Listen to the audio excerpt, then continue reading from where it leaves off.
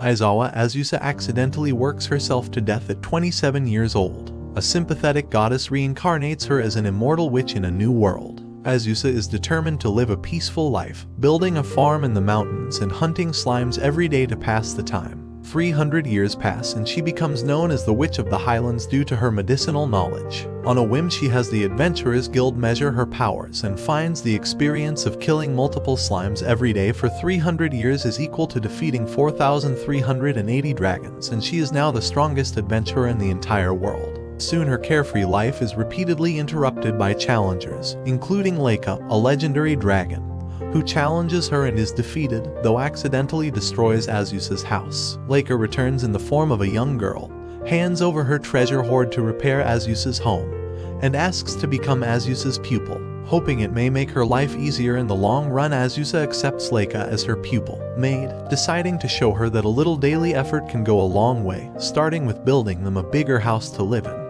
Azusa is watched by a girl who swears revenge. Leica reveals attacks by villains and monsters are likely to increase now people know Azusa is strong, so they place a magic barrier around Flata village. A child, Falfa, claims her sister, Shalsha, is trying to kill Azusa, and that Azusa is their mother. Azusa learns the sisters are actually 50-year-old slime spirits formed from the souls of every slime Azusa has killed.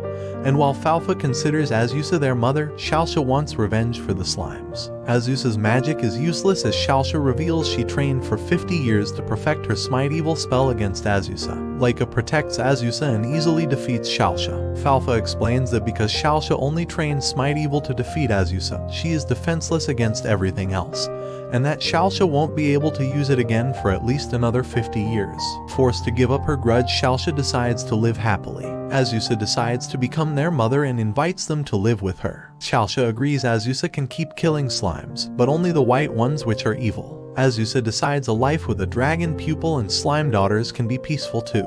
Halkara, an elf girl, appears at Azusa's home seeking help against the demon Beelzebub. She explains she created Nutri-Spirit, an energy drink, but it made Beelzebub ill, so she fled to avoid punishment. Azusa agrees to take Halkara as her student and puts a barrier around her house. While gathering mushrooms, Halkara carelessly eats one that has aphrodisiac effects and tries to seduce Azusa, who punishes her. Azusa realizes Beelzebub, the Lord of Flies, has been in the house disguised as a housefly the whole time. Azusa challenges her to a duel, during which Beelzebub flies into the barrier and passes out from shock. Azusa helps her recover, during which Beelzebub explains the Nutri-Spirit didn't make her sick. It actually gave her the energy to work all night, but then she overworked and made herself sick. Beelzebub actually wants more Nutri-Spirit. Azusa punishes Halkara for wasting her time. Halkara decides to move her Nutri-Spirit factory to Flata to keep living with Azusa. Beelzebub agrees to visit again to settle her duel against Azusa in a friendly manner, and to visit Falfa and Shalsha. Azusa decides she can handle her new family growing even larger, until Leica suddenly announces she is returning to her own home. Leica clarifies she is only leaving temporarily to attend her older sister Layla's wedding, and they are all invited. Leica flies them to Mount Rocco, the volcanic home of the Red Dragons. Dragons from the enemy Blue Dragon clan crash the party led by Flatort, a notorious bully who is jealous Leica's sister is getting married before her, and so will use their ice breath to completely freeze Mount Rocco. Azusa decides not to interfere in an inter-clan issue, but when a dragon endangers her daughters, she defeats the Blue Dragons and forces Flatort to flee the wedding. At Mount Rocco's village, Azusa finds Beelzebub, there for a hot spring vacation, draining the rest of the Blue Dragon's magic. Leica forces the captured Flatort to assume her human form and pay for the damages. Azusa also forces her to sign a peace treaty so she can never attack the Red Dragons again. At the wedding, Flatort begrudgingly wishes Layla well as a married woman. Leica asks Azusa if she can treat her as a sister now her own sister is married. Azusa is happy. Leica is now her younger sister, Beelzebub her older sister, and Halkara her troublesome apprentice. Halkara's new factory has a ghost, so she has been unable to hire workers. Azusa summons Beelzebub to help as she is scared of ghosts. Beelzebub forces the ghost to make itself visible, revealing she is a teenage girl called Rosalie who committed suicide centuries ago when her selfish parents sold her to be married to a cruel man. The factory used to be her family home, and as a ghost she is trapped in the place she died. Beelzebub reveals if she possesses a human to travel outside the building she will be freed, so Azusa offers Halkara as a convenient vessel, thrilling Rosalie. At Azusa's home, Rosalie realizes she is stuck in Halkara's body, which Beelzebub explains could kill Halkara before long. Attempting to remove Rosalie proves difficult as she can't be shaken out, exorcised out, or even scared out.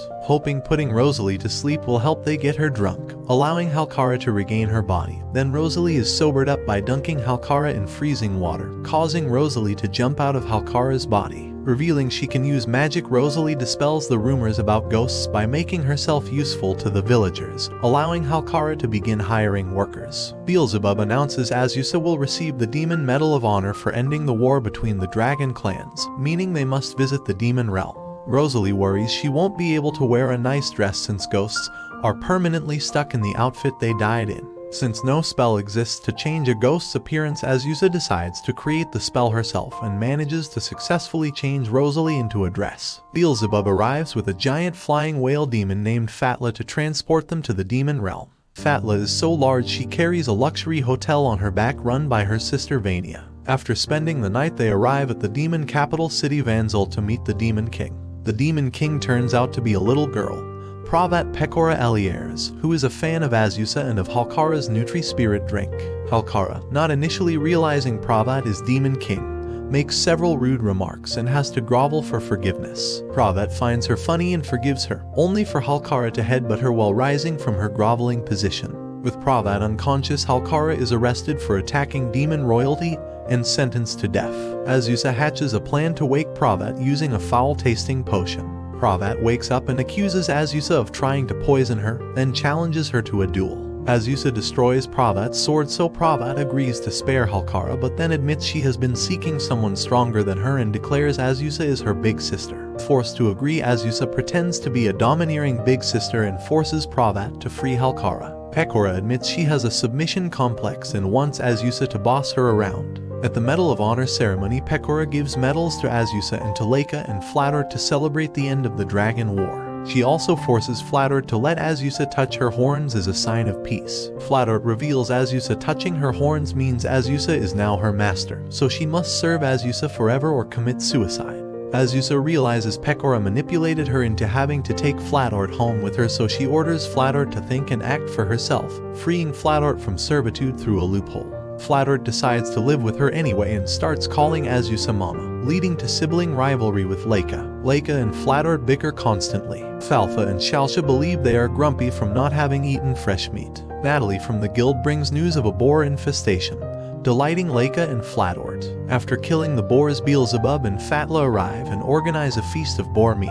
Leica and Flatort admit they were bickering over taking turns sleeping next to Azusa, so Azusa lets them both sleep in her bed. Azusa realizes someone has been impersonating her. While gathering information, they stumble into a pub that specializes in serving masochists, and the owner offers to identify fake Azusa if they spend time abusing her customers, which Azusa and Leica discover they have a talent for. The fake is an old woman who tries to flee but is caught and transforms into a young witch named Ino. Ino explains she is a medicine maker and wants to be famous, but at the same time doesn't want too many people to recognize her. Azusa suggests she sell her medicines, but in character as an idol girl, so she will be both famous and completely anonymous. Her medicine proves to be so popular she asks Azusa's advice on expanding her business, and Halkara even considers making her a business partner at her factory. Falfa somehow turns into a slime and can't turn back. Beelzebub suggests they ask Intelligent Slime, who lives in Pecora's castle. Intelligent Slime does not know but points them to Magician Slime atop a nearby mountain. Magician Slime explains she was a slime but used transformation magic to become human. She instantly diagnoses that Falfa is in her sleep form, meaning she must have pulled a muscle in her sleep, making it too difficult to maintain a human form.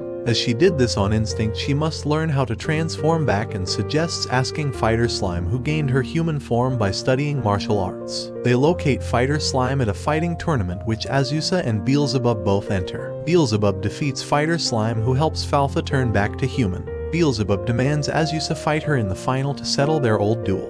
Azusa refuses to lose while her daughters are watching and defeats Beelzebub again. Beelzebub later points out that, having won the tournament, Azusa's fame will spread further and cause her even more problems. Fighter Slime asks to become Azusa's student, but is defeated when she senses from Azusa aura how many slimes she has killed, so she becomes the student of the reluctant Beelzebub instead. Skifanoia, a rabbit girl musician, visits Flata village, but her death music doesn't impress the villagers. She passes out from hunger, so Azusa takes her home, where she reveals her real name is Cuckoo. She has been failing as a musician for 63 years and is now considering getting a real job. Azusa advises she continue if it makes her happy. Flatort, a music fan, points out death music isn't popular anymore, plus Cuckoo isn't that talented. Azusa suggests changing her style and asks everyone to think of new lyrics. Leica sings about devotion to Azusa, Halkara a song promoting her Nutri drink, Falfa and Shalsha sing about grasshoppers, and Rosalie sings about the depression of being dead. Cuckoo decides to abandon her Skifanoia persona and write a song inspired by Azusa and her family. Beelzebub arrives, hears Cuckoo's new song and demands she perform at the Demon Music Festival. Cuckoo suffers stage fright at the thought of such a large audience, but is helped through it by Flatort, performing her song Thank You to massive applause. Her breakout performance leads to hundreds of offers to play at other concerts. Cuckoo thanks everyone for believing in her, especially Flatort, who tells her to keep playing whatever style makes her happy, no matter what. Halkara accidentally feeds Azusa a magical mushroom, turning Azusa into a child. Azusa is annoyed, but Leica and Flatort are delighted. Azusa summons Beelzebub, who is unable to resist her cuteness but agrees to take her to Pecora, who is also smitten with Azusa's cuteness, but directs her to a dungeon within a giant world tree where an alchemist lives. Azusa expects a dangerous journey but finds the tree has been turned into a 108-floor tourist attraction where the higher they travel, the more money the tickets cost. Navigating the tourist traps takes time, and they stay overnight in a hot spring on floor 38, then the next night on floor 84. Reaching floor 108, the alchemist, a young girl, gives her the cure pills made by Ino. Ino arrives and is surprised Azusa climbed the tree when wyverns could have flown her to the top. Plus the medicine is available in Ino's shop close to Azusa's home. Azusa returns to Pecora's castle and takes the pills, but forgets to change clothes first, so when she grows her clothes tear and leave her naked, to Pecora's delight. Tired and dirty, Azusa insists everyone bathe together, including Pecora, who asks if she can grope Azusa's adult breasts, chasing her around the bathroom. The group visits Flata, which is preparing for the dance festival, a 2-day event to celebrate the harvest. Azusa had previously distanced herself from past dance festivals, but having bonded with the others, wants to do something for the festival. During lunch at a cafe, Azusa gets inspiration from observing the strengths of others to run the coffee shop, the witch's house, on the eve of the festival. In preparation for the festival, Azusa and the others try their waitress uniforms, prepare the menu, set up the coffee shop, and distribute flyers to the Flata townsfolk. On the eve of the festival, seeing the long queue to their coffee shop, Azusa opens the coffee shop 1 hour early and starts serving the customers with the others. As the coffee shop gets busier throughout the day, Beelzebub, Vania and Fatla and even Pecora pitch in to help, and Slime Fighter, Ino and Cuckoo also visit the coffee shop. With their help, Azusa and the others manage to serve all the customers in close-up shop. Azusa thanks the others for making the coffee shop a success before they take a break while she reflects on the events of the series. The next day, with the others wanting to visit the dance festival, Azusa decides to take the group to the dance festival on the night. Azusa gets a knock on the door, which she opens, greeting the person, which starts her day.